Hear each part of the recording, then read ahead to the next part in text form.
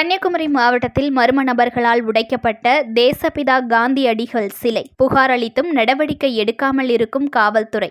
இந்த சிலை உடைத்த தேச விரோதிக்கு விளவங்கோடு சட்டமன்ற உறுப்பினர் துணை போவதாக கூறியும் குற்றவாளிகளை கைது செய்ய வலியுறுத்தியும் மேல்புறம் ஒன்றிய பாஜகவினர் கண்டன ஆர்ப்பாட்டம் நடத்தினர். கன்னியாகுமரி மாவட்டம் குழித்துறை அருகே மருதங்கோடு பகுதியில் தமிழக அரசின் கட்டுப்பாட்டில் உள்ள இரணியல் சர்வதேச சங்கத்திற்கு சொந்தமான நிலம் உள்ளது.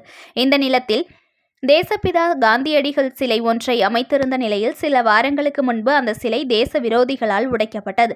இந்நிலையில் இரணியல் சர்வதேச சங்க செயலாளர் மார்த்தாண்டம் காவல் நிலையத்தில் புகார் அளித்துள்ளார்.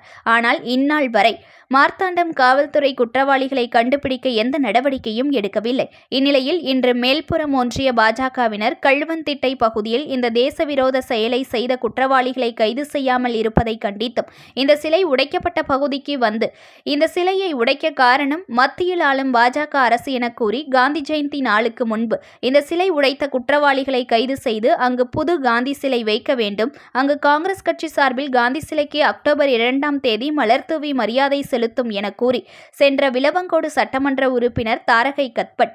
ஆனால் இதுவரை சட்டமன்ற உறுப்பினர் தரப்பிலிருந்து எந்தவித முயற்சியும் எடுக்கவில்லை என்றும் எனவே இந்த சிலையை உடைத்த கும்பலுக்கு விளவங்கோடு சட்டமன்ற உறுப்பினர் துணை போவதாக கூறி கண்டித்து கண்டன ஆர்ப்பாட்டம் நடத்தினர்.